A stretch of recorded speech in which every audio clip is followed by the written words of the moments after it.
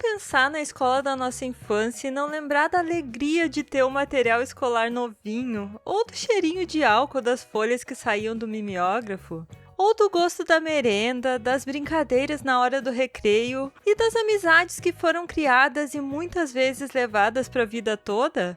A escola era o lugar que você odiava estar todos os dias, mas que hoje sente nostalgia toda vez que lembra dos tempos de colégio. Olá, televidentes! Eu sou a Carmen e hoje vamos relembrar como era a escola antigamente. Mas antes de embarcar nessa viagem nostálgica, já deixa o teu like e se inscreve no canal. A volta às aulas começava bem antes de as aulas mesmo começarem, quando a gente escolhia os materiais escolares que ia usar durante o ano. Quem não teve um caderno da Clipe com capas da Ana Paula Arósio, Fábio Assunção, Luigi Baricelli ou Luana Piovani? Também tinha os cadernos da Capricho e o da capa de jeans, e esses que não tinham mola. E outras capas que não eram tão famosas assim, mas que todo mundo tinha. Provavelmente porque eram os mais baratos.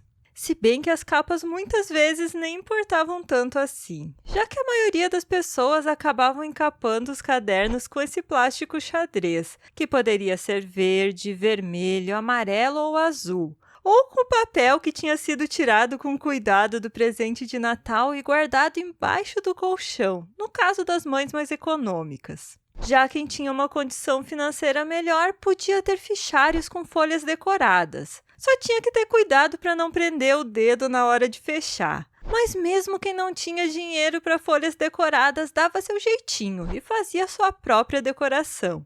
As pastas para guardar as folhas podiam ser daquelas fininhas com desenhos parecidos com as de papel de carta ou as de plástico coloridas. Tinha lápis de tabuada que nunca podia ser usado na hora da prova de matemática, lápis com as bandeiras dos países e até lápis de borracha que você podia dar um nó. Tinha lapiseira que trocava de ponta e tinha cheirinho, lapiseira com grafite grosso e a lapiseira Poli. Eu tinha a verde 0.7. Nunca ninguém tinha desse grafite para emprestar. Tinha a borracha da Merkur, que enchia de farelo sua classe quando ia apagar alguma coisa, e borracha de personagens.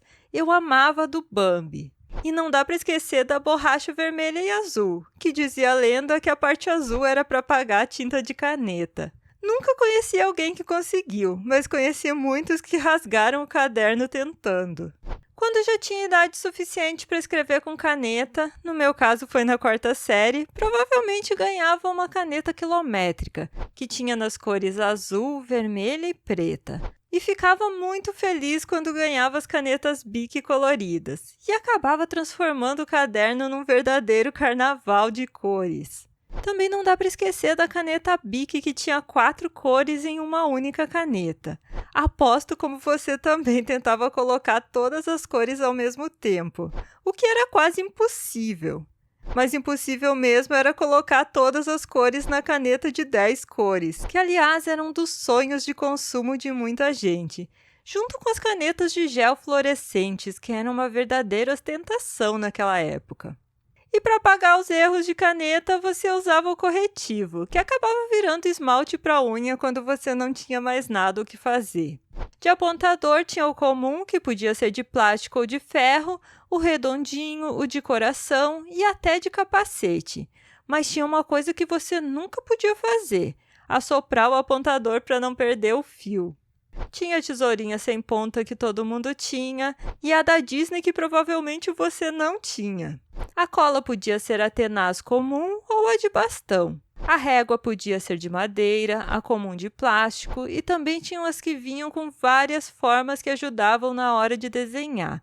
E as com letras que você usava para fazer as capas dos trabalhos. E tinha aquelas réguas que eram usadas para fazer uns desenhos muito malucos. Tinha lápis de cor com 12 do pequeno e do grande e também lápis aquarelável. E o sonho de todo mundo era o lápis de cor da Faber-Castell com 36, que eu nunca ganhei. A gente também pintava com canetinha que podia vir com 6 ou com 12 cores.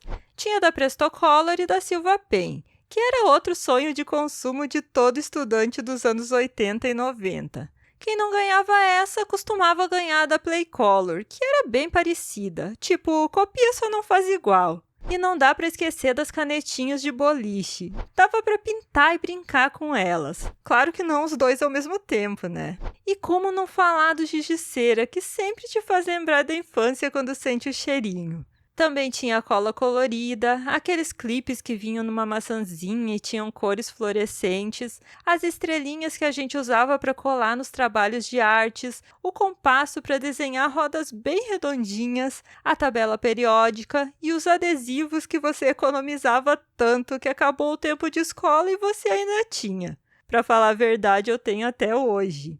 Tinha estojo de madeira, estojo automático cheio de frescura e estojo que também dava para tocar música. E tinha aquele estojo que vinha um monte de materiais, como lápis e canetinhas, e que todo mundo queria, e que só quem tinha dinheiro mesmo é quem tinha.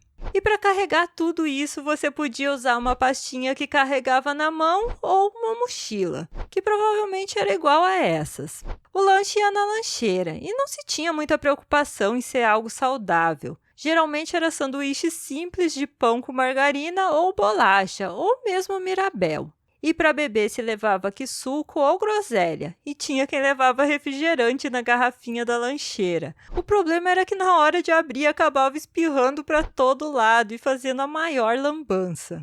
Quando chegava o dia de começar a aula, você acordava animado para rever os amigos e descobrir quem seria a nova professora naquele ano.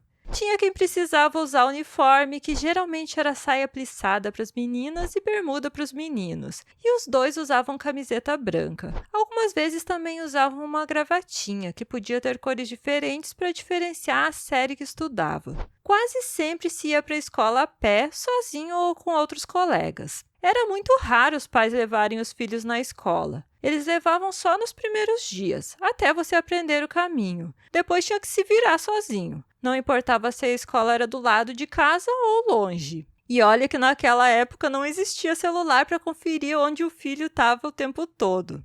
Você ia de carro para a escola muito raramente, talvez quando tinha aula no sábado e estava chovendo muito, e teu pai estava com boa vontade de te levar. Senão você ia a pé, mesmo com chuva. Colocava a galocha de borracha e ia. E era divertido pular nas poças de água. O problema era quando dava um escorregão e caía no barro e tinha que ficar a aula toda com a roupa suja. A gente sempre fazia fila na frente da escola e cantava o hino antes da aula começar. E tinha que levantar toda vez que a diretora entrava na sala de aula. As classes podiam ser daquelas de madeira, que eram duplas e já vinham com um banco, ou mais recentemente as mesinhas verdes, que também podiam ser azuis, que você guardava o material na parte de baixo e tinham essas cadeiras que não eram nada confortáveis. E falando em conforto, nenhuma sala tinha ar-condicionado. O máximo que podia ter eram daqueles ventiladores que ficavam no teto, e que quando ligava você prestava mais atenção no ventilador do que na aula, porque tinha certeza que um dia ele ia cair na cabeça de alguém. O quadro negro geralmente era verde e a professora usava giz para escrever as lições nele. E a gente acabava levando os toquinhos de giz que sobravam para casa.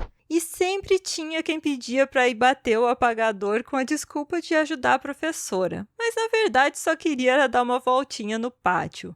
Outra coisa que todo mundo gostava era fazer a chamada para a professora. E nas escolas que marcavam a presença na caderneta era só desespero para quem esquecia ela em casa. E como não lembrar das provas que eram feitas no mimeógrafo e tinham aquele cheirinho gostoso de álcool? E a emoção que era quando a professora chegava com o carrinho com a TV e a gente descobria que ia assistir filme ao invés de ter aula? Só era ruim quando estava friozinho e chovendo. Sempre tinha alguém que pegava no sono. A gente aprendia a ler usando a cartilha Caminho Suave e aprendia o alfabeto cantando o abecedário da Xuxa. E tinha caderno de caligrafia para treinar a nossa letra e aprender a escrever de um jeito que os outros conseguissem entender.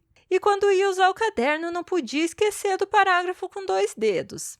E a professora sempre carimbava o nosso caderno quando a gente fazia a lição direitinho. Tinha aula de datilografia para os mais velhos, programa de admissão para o ginásio, aulas de educação moral e cívica e se praticava educação física no pátio. Todo mundo tinha um dicionário caindo aos pedaços igualzinho a esse. E os livros da biblioteca tinham fichas com a data que você retirava e devolvia. A gente lia Zezinho, Dono da Porquinha Preta, Cachorrinho Samba e achava Éramos Seis um livro chato, mesmo sem nunca ter lido, só de olhar a capa. E tinha medo de A Droga da Obediência.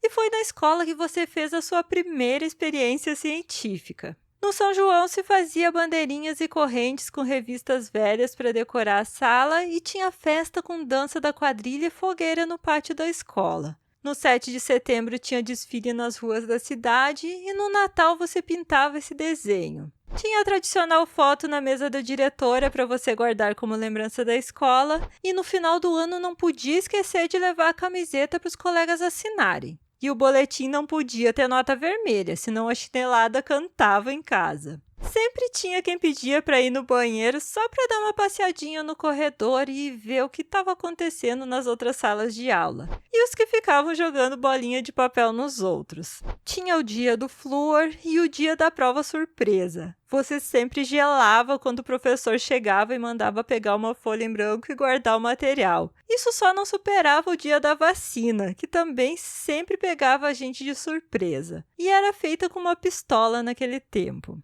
E não dá para esquecer da loira do banheiro, que aterrorizava todo mundo. Na minha escola, ela ficava no último banheiro das meninas. Eu só usava em caso de extrema emergência. E no banheiro dos meninos tinha um diabinho, mas eu nunca entrei lá para conferir se era verdade. Na hora do recreio, a gente brincava de pular elástico, passar anel, cama de gato, pular corda e arriscava nossa vida na pracinha. Também trocava papel de carta com as colegas e já aproveitava para dar os cadernos de questionários para os amigos assinarem. E tinha também o caderno de recordação. Todo mundo tinha um versinho decorado para escrever nele. Na hora da merenda tinha sopa, polenta com sardinha, canjica, macarrão com salsicha, bolacha com chá ou Nescau. Nem sempre era mais saudável, mas era muito gostosa a merenda da escola. E sempre era servida naqueles pratos azuis de plástico.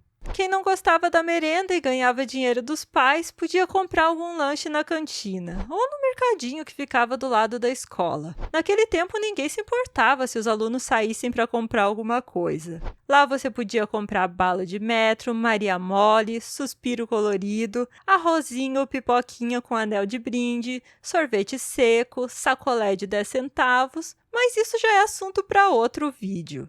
O que mais te marcou no tempo da escola? Me conta aqui nos comentários. E não esquece de compartilhar esse vídeo com seus amigos da escola. Obrigada por assistir até aqui e nos vemos no próximo vídeo.